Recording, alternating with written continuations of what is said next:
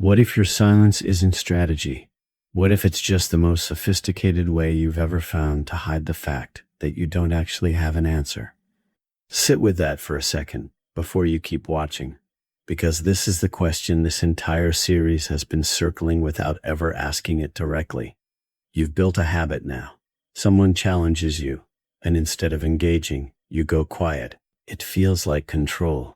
It feels like the version of you that doesn't get rattled anymore. But here's the uncomfortable possibility. Some of that silence isn't protecting your power. It's protecting you from admitting you're wrong, or that you don't know, or that you're not actually as prepared as the silence makes you look. This shows up hardest in a professional setting. Picture the moment someone asks you a direct question you can't answer well, about a decision you made, a mistake in your work, a gap in your plan. Going quiet in that moment doesn't read as strategic detachment to the people watching. It reads as someone with nothing to say, dressed up as someone too powerful to bother responding. Machiavelli never advised the prince to disappear the moment he was actually tested. He advised him to be prepared enough that engagement wasn't something to fear. Statecraft was never about avoiding scrutiny. It was about surviving it. Here's the test that separates the two. Ask yourself honestly, in the exact moment you feel the urge to go silent, am I withholding a reaction, or am I withholding an answer I don't have? Withholding a reaction is discipline. You know exactly what you'd say, and you're choosing not to hand it over for free. Withholding an answer is avoidance, wearing the same outfit, and the difference is invisible to everyone except you, which is exactly why it's so easy to lie to yourself about which one you're doing. There's a second version of this same trap, and it shows up in relationships, not work. Real conflict, the kind between people who actually love each other, doesn't get solved by permanent silence.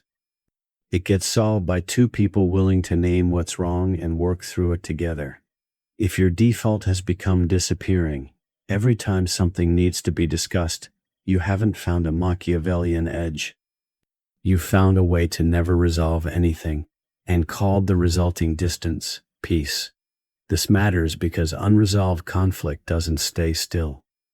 It compounds the same way any avoided problem compounds, quietly, in the background, until the gap between two people is wider than either of them meant it to become. Silence can buy you time to think clearly. It cannot substitute for the conversation that was always going to be necessary eventually. Confusing those two things is how a useful tool turns into a permanent avoidance strategy, and how political realism gets mistaken for an excuse to never show up. So how do you actually tell the difference? In real time, before you've already made the mistake, ask what happens after the silence ends. If you're using the quiet to prepare a real answer, gather your thoughts, or decide exactly what you want to say, that silence has a destination. It's virtue, calculated, and temporary. If the silence has no destination, if you're not actually planning to engage later, just hoping the moment passes and nobody brings it up again, that's not strategy. That's a debt you're letting accumulate interest, and debts like that always get called in eventually, usually at the worst possible time. Here's what this costs to get right. It means sometimes choosing to speak when silence would be more comfortable, admitting the mistake, answering the hard question, having the conversation you'd rather avoid. That's not a failure of the discipline this series has been building. It's the other half of it. Machiavelli's prince wasn't powerful because he never spoke.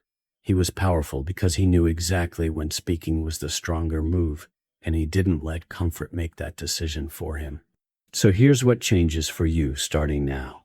The next time you feel the pull toward silence, don't just ask if you're staying calm.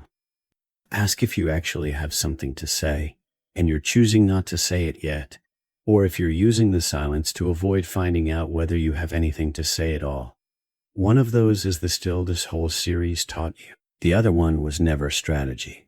It was just very well disguised fear, and you're the only person who can tell the difference from the inside.